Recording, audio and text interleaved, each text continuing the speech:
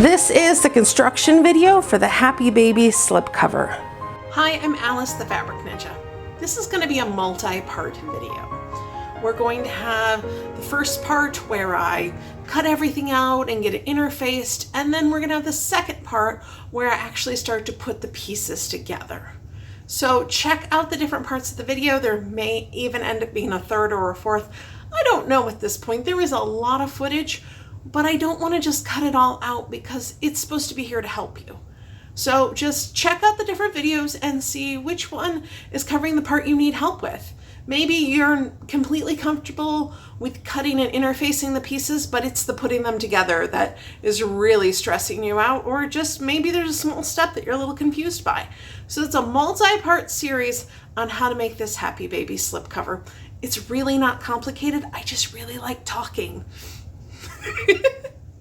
Thank you for joining me, and yeah, check out the other ones and happy sewing. We are going to be making basically this slipcover today.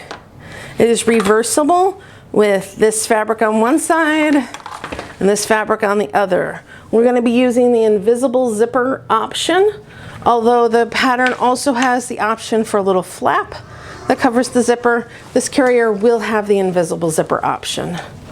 We have hidden snaps on both sides here, opening at the side for the buckle, and the center bottom is open. As well, just to make it easier to get on the carrier, you can actually put it on through this opening for the zipper if you don't want to leave the bottom open, but it is easier with the bottom open. We will be doing an opening for our tag, but you do not have to. It's completely optional. If you have a vegan carrier, your carrier does not have the leather tags, you'll definitely not want to put an opening in. Please check your carrier to find out what size tag you have. This is the large tag, and there is also a small tag carrier. You'll find more information in the pattern about which size tag you have. You'll just have to do a bit of measuring. So let's get cutting. The first thing you need to do is gather your pattern pieces. Always make sure to check the scale square to make sure everything is measuring just right. If it's not, your pattern will not end up the right size. So you gotta check that square to make sure it is perfect. Yup. If your scale square is off, likelihood is that you printed using your web browser instead of Adobe Acrobat, or you've selected fit to screen or some version of scaling. It needs to be 100% or no scaling for this to end up just right. Over here is this piece that I've already cut out, and I actually already assembled everything else. So my patterns have these crosshairs that you overlap.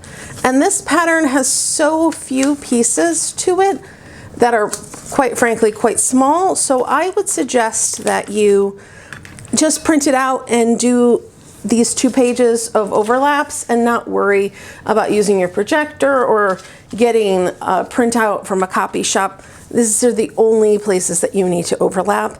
I personally use a light table, but you can just stick your cell phone under there, either using, the flashlight or making your screen white, and you'll be able to match up those just fine. You can see here that these are perfectly matched. Oop, that was ever so slightly off. You could almost see it. So that is a super easy way to match up those marks. This part is out when you get the pattern, as is this. I chop in these 2 lines and fold it back because I need to mark this square for the opening. And up top here, it says cut line for regular zipper, cut line for invisible zipper. Well, I am using the invisible zipper, so I'm just gonna fold on that line so I have the right one. And my headrest here, cut line for invisible zipper. Excellent. And that's the outermost line there. So I have all of my pieces. Now we just need to check out what they need. So these 2 pieces here need to be cut on a fold or placed on a fold. So those 2 will go together. This needs mirror images, so I'll definitely want these on 2 layers of fabric so that I get a left and a right. And this piece is the same, mirror images, but it also needs lining. I'm sorry, it also needs interfacing. If you are using fabric that is lightweight, you absolutely need to interface this. If you're using a canvas, not so much. Also for this as well, this is the facing for this hole.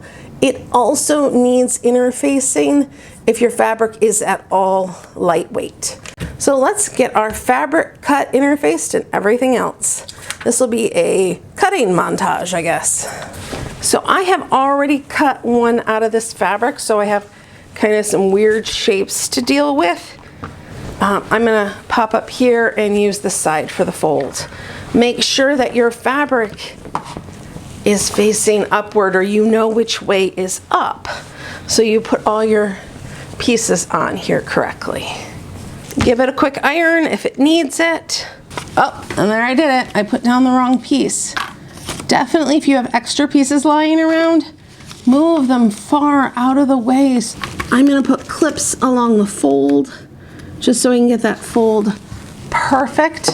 And then I'm gonna use a little bit of temporary spray adhesive to just stick that down the rest of the way. Make sure if you use pins that nothing extends beyond the edge so you don't have any chance of cutting through those pins. So do a quick check, make sure up on your fabric is up on your pieces. And these are your grain lines, so it's gonna go parallel to that.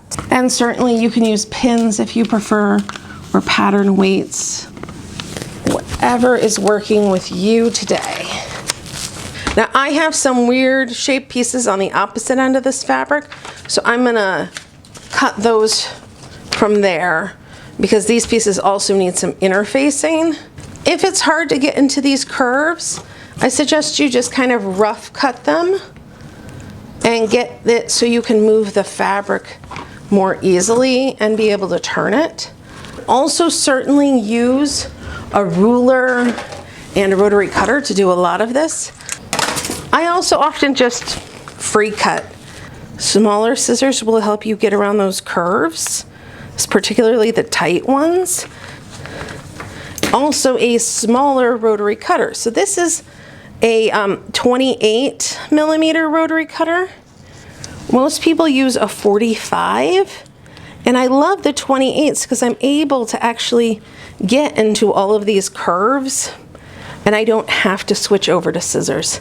It's a lot easier for me to cut quickly, and it's easier on my hands. I have a little bit of arthritis, and using a rotary cutter tends to be easier on my hands than scissors. This is a pretty short quilting ruler. You can absolutely use a longer one. What I tend to do is just slide it along. Let's look at what marks we need to add. We definitely need to mark out this square. Where you will also need a square on the other side. I tend to just flip the pattern when I'm done. The bottom, I'm gonna need this mark here. And then we have our snaps here. I'm gonna mark my snaps on my lining piece because they're going to be invisible snaps. There we go. Okay, let me get those other pieces done. Remember I said the facing is for the hole. The size of it is not particularly important. It needs to be bigger than this. So there's that. And I'm folding this so I get a right and a left side. This also has an angle, so watch out for that arrow being actually straight up and down. Is it 100% important? No, but it will certainly make things lay better in the long run, having that lined up pretty straight. It just helps the fabric go where you want it to. And the only mark I need to worry about on here is this one at the top. And this is where you can mark your snap placement. But one of the easy ways to mark snap placement is to take your awl, you'll be using for snaps anyway, just stab it through and then draw a mark on your fabric. Is a great way to transfer your marks. I have all my fabric pieces cut out. I still need to do interfacing. Well, I have all my fabric pieces cut out for one side. I actually still have the other side to cut out as well, but I thought I'd deal with one side at a time so that you didn't get confused with all the different pieces. So let's get those interfaced. This is my interfacing. It's SF101. It's my favorite interfacing. You can use whatever type you like. You can interface with just extra fabric, a sew-in, whatever works for you. Interfacing needs to be slightly smaller than your fabric pieces. Otherwise, you're going to get the stabilizer glue, the iron out and stuff onto your ironing board, and it's just gonna make a mess.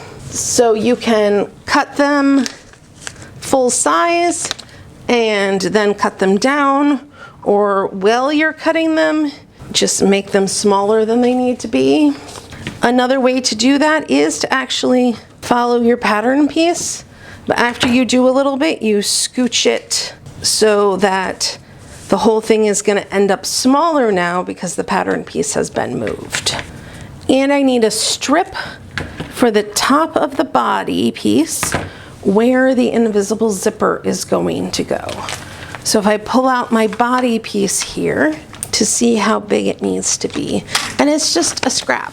It's just a little strip. So I'm gonna make it wider than I need here so I can cut it in half. So it's gonna be 4 inches, I guess. So we have that, and now we're going to cut it in halves. And then we will have a piece for both of our sides if I did that right. Except for somehow I've ended up with 4 pieces, but that's actually not a problem. We'll just stick these right next to each other and iron them both on, and we don't have to waste this. So that's the interfacing we needed. Let's get those ironed on. Some interfacings like you to press the fabric first, which, I mean, I certainly suggest that it's not wrinkled when you're using it. So we are just ironing on the interfacing. Make sure to check the instructions for your interfacing, whether it needs steam, how long you need to hold it on. All of those things are important to make sure your interfacing gets set on your fabric properly. Okay, I need to cut another one of these because it has a slit in it. I don't want that. And I need to transfer the rest of this marking. Just make sure you got the top lined up and the side, and it should be close enough to the right spot. This is a wool felt ironing pad, and you can see I'm ironing on top of here, and I feel a little moisture from the steam, but there's not really any heat.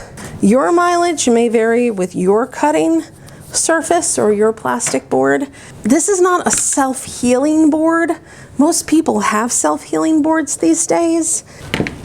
Okay, I have all of my pattern pieces for the light colored side, which these are going to go right sides together, so technically, you know, they go like that. But laying them out in this shape really helps me go, okay, I do have everything, and I have a chance to check any marks that I need. So these are going to match up with this. I've got my square, I've got that, and I have my marks down here that I need for the opening. Awesome. So my next step is to do any edge finishing that I need to do. Because I am a professional and because my customers expect a very high level in the products I make for them, I basically serge everything. You can zigzag the edges, you can leave them and use pinking shears later if you want, or you can do nothing. It's not really a big deal unless your fabric is super duper fray fabric, like if you're using a woven wrap, then you need to finish the edges, no question. But quilting fabric, you're not really gonna have a problem with it.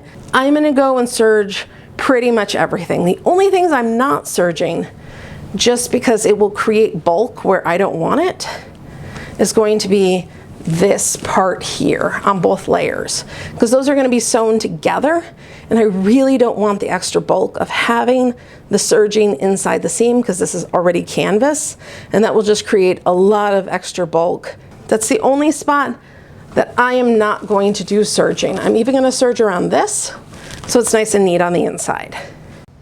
Okay, we have our outside and our inside, or our inside and our outside, whatever. Side 1 and side 2. They are all cut. They have interfacing everywhere. They need it. Are all serged. So now we have to start assembling each side. You've reached the monster at the end of this video. I mean, you've reached the end of this part of the Happy Baby slipcover videos. Look for the next part, or jump around and just get the information you need.